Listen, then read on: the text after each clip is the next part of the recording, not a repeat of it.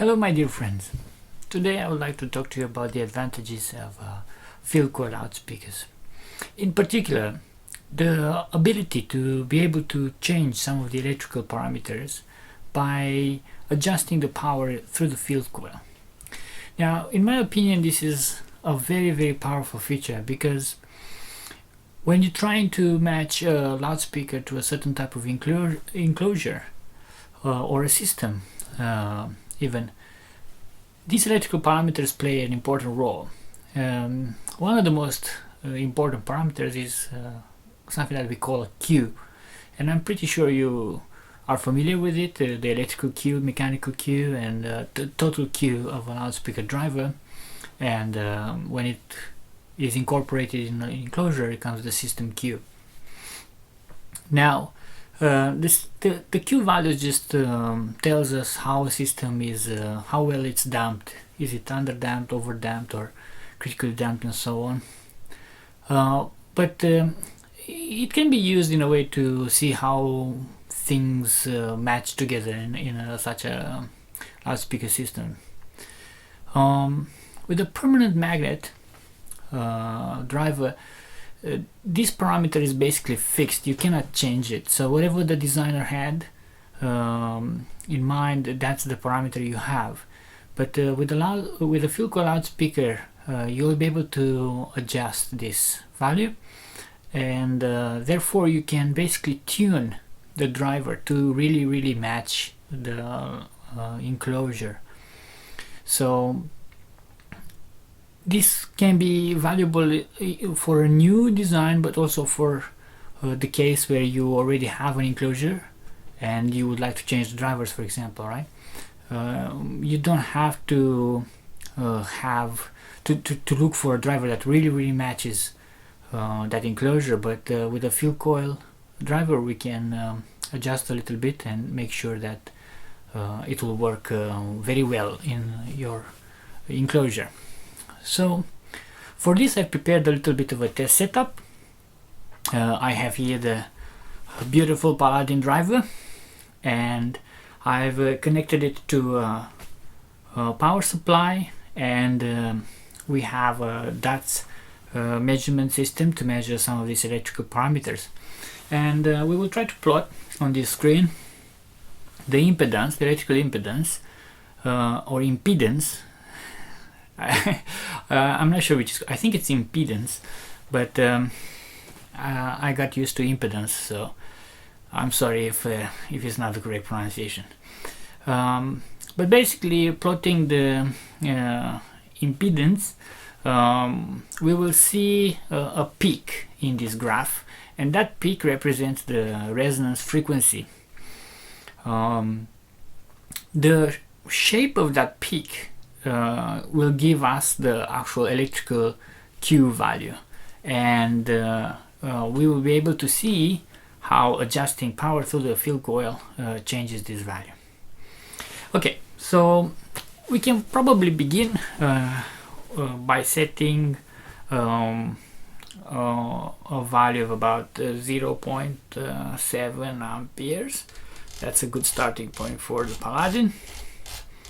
So I'm just gonna go dialing that in.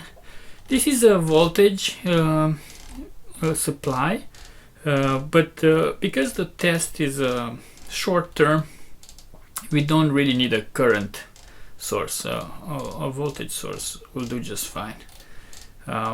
We have indication of the current as well, so this is going to be very helpful for us. So almost there. Okay, 0.7. There you go. So now we have about 0.7 amps through the Paladin field coil, and let's go ahead and start the measurement. There you go. I hope you heard the test signal, the whoop signal. So now we can see on the screen the impedance curve. You can see that we have this peak. It's around 35.6 Hertz. So this is the resonant frequency of the Paladin, and the value of the Q, which is indicated here. I'm not sure if you can see it, but we have a total Q of 1, and basically if we will increase the current through the field coil, we'll increase the magnetic field strength of the motor, and then we will lower the Q, and we should start seeing the peak getting higher and higher in value, and broader and broader.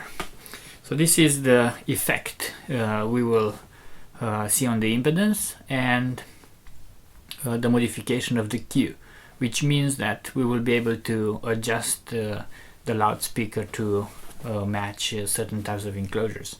So let's go ahead and increase it to, let's say, 1 ampere. Oops, I went too far.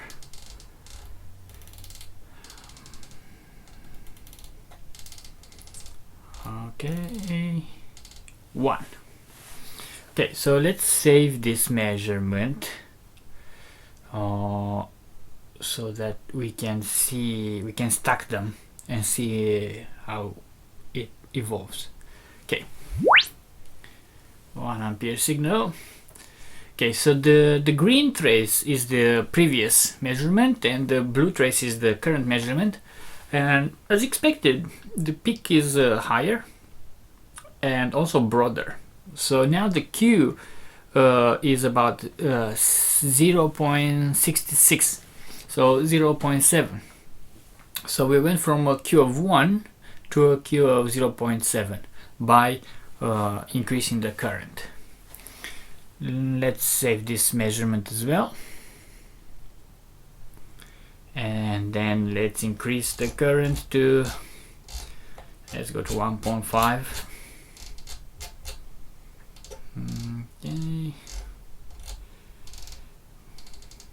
Okay, 1.5, and let's start the measurement.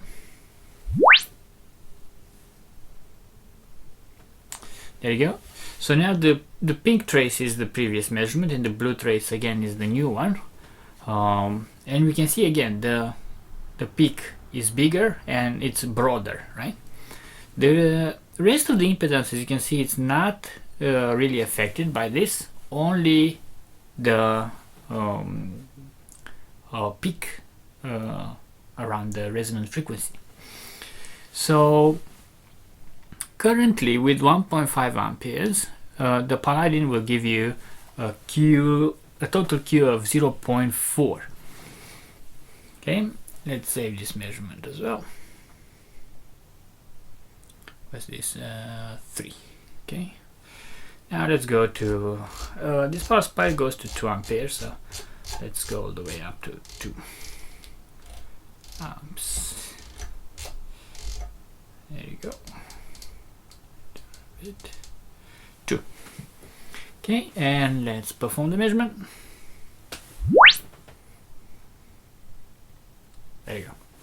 So now the yellow trace is the previous one and the blue again is the new one, and now the Q is 0.28.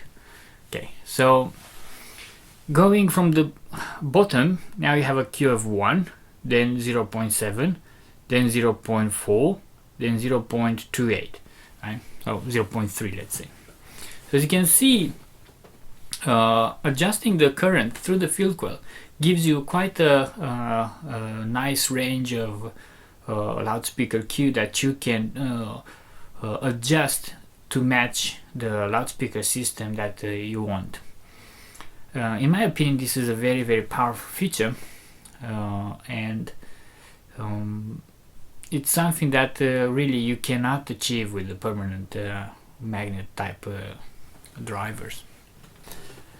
Okay, I hope this showed this kind of advantage of field coil loudspeakers, and hope you enjoy this little demonstration of the Paladin driver, and thank you for watching, and I wish you all a very pleasant day.